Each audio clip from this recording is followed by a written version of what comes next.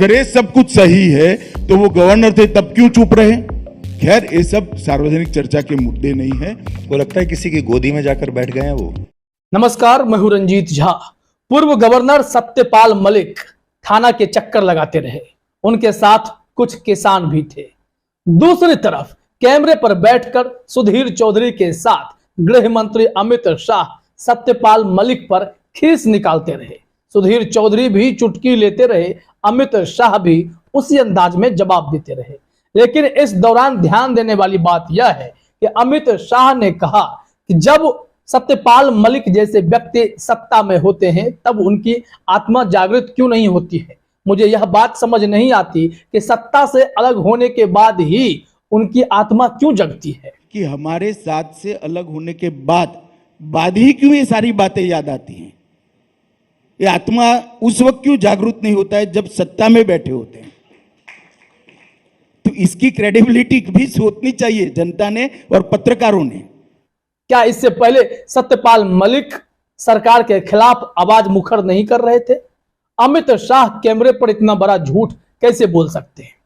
सत्यपाल मलिक ने the wire को दिए इंटरव्यू में जितने बड़े खुलासे किए, उसमें सबसे जो अलग था वो पुलवामा मामले पर था। और प्रधानमंत्री मोदी को जैसे उन्होंने घेरा, उसके बाद से ही ये पूरा आपको खेल देखने को मिलेगा कि गोदी मीडिया उस वक्त तक खामोश रही। एक शब्द नहीं, कोई भी नहीं गया सत्यपाल मलिक से इंटरव्यू करने के लिए। लेकिन जैसे ही सत्यपाल मलिक को सीबीआई का समन आया, खबरें शुरू हुई।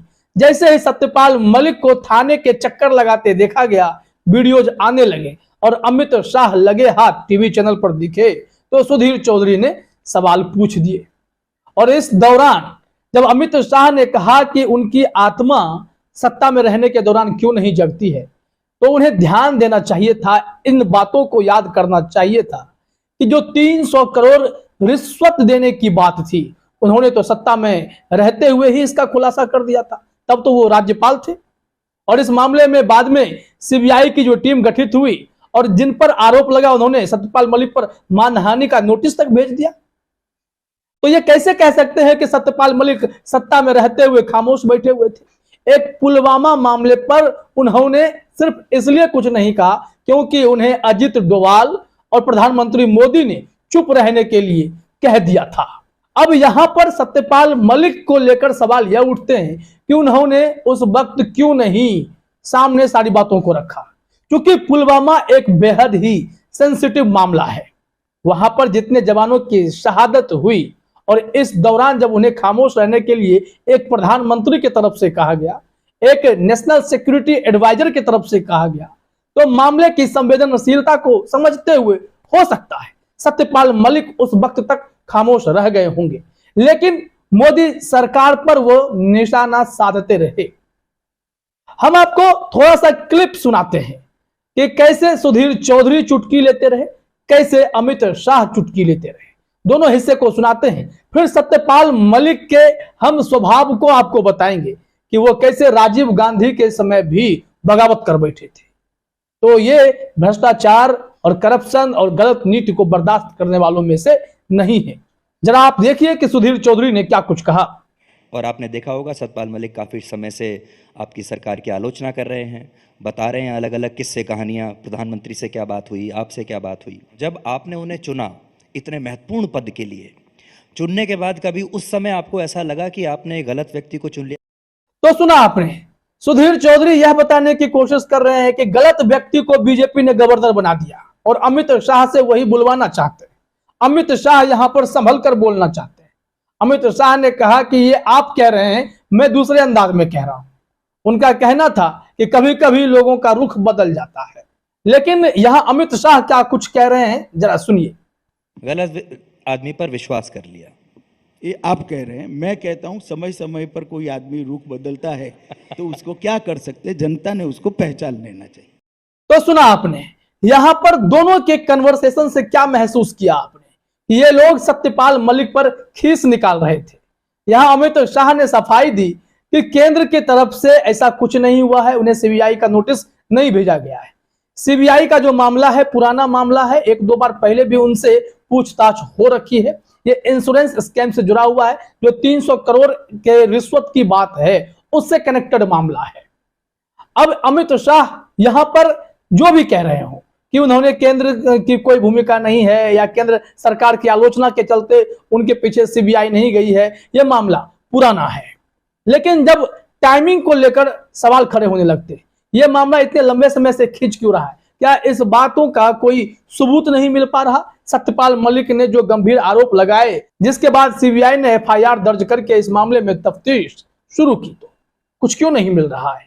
क्या सीबीआई ढूंढना नहीं चाहती है या फिर सत्यपाल मलिक को बार बार इंक्वायरी करके, क्वेरीज करके सिर्फ मुद्दे को लटकाए रखना चाहती है?